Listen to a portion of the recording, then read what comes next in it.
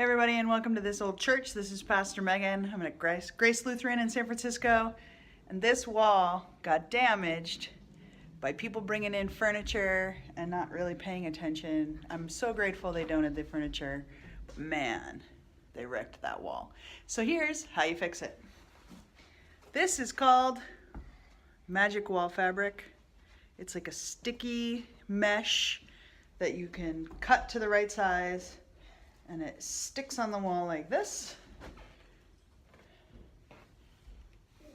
Fold it over, it sticks on the wall like this.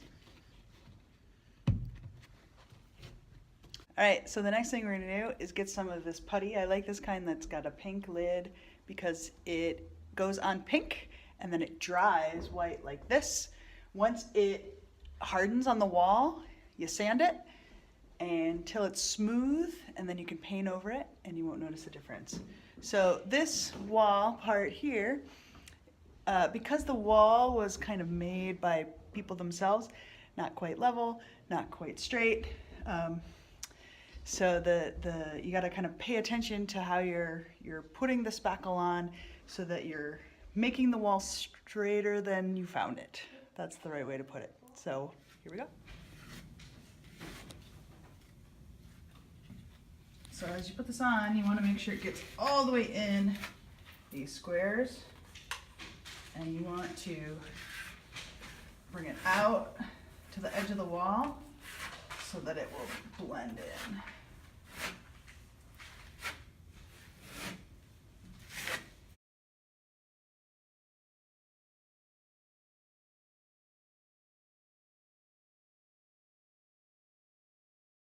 Yeah. So you have to kind of put it on thicker than you might think. You want to make sure you get out all of the kind of texture of the square wall fabric.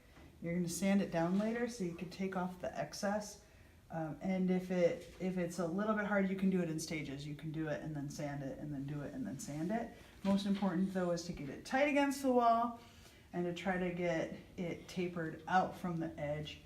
And you put the spackle on farther than the cloth because you don't want the Band-Aid to show. You want it to disappear when you finally paint the wall. So here's the first coat we got on the wall. You can see that it soaked right into these edges. The nice thing is that it's flat against the wall, but do you see where all those little squares still are? That shows you that we still need to add another coat, but we'll sand it down first. Okay, so I just put on my second coat. You can see it's good and gunky and it's not perfect. If you have the size of congregation that needs this wall to be perfect in the end, then you should hire someone and not do it yourself. Or if you're a perfectionist and you're gonna have to just keep putting it on and sanding it and keep putting it on and sanding it, then this is not the job for you. You should find someone else who can work on it who is not a perfectionist. You get it? The idea is to get it as good as possible, and then do what my grandma says is good enough for a church this size.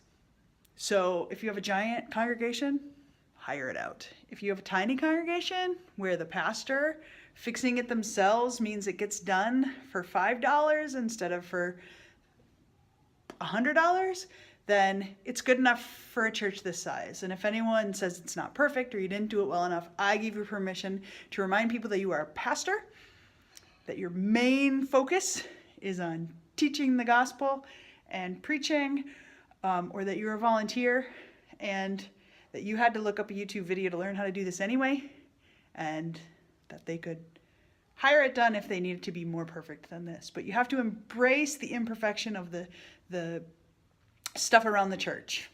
That's all I'm saying. This isn't really one of those projects you want to take on if you think you're going to need to do it perfect. Next step is it will dry and it'll stop being pink, it'll turn white, and we'll sand it.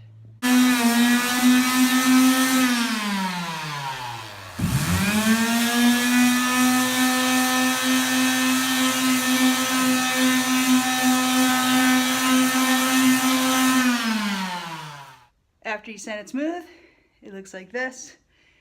And then when you paint it, boom, good as new. We got that whole wall done. Doesn't that look great? Good enough for a church this size.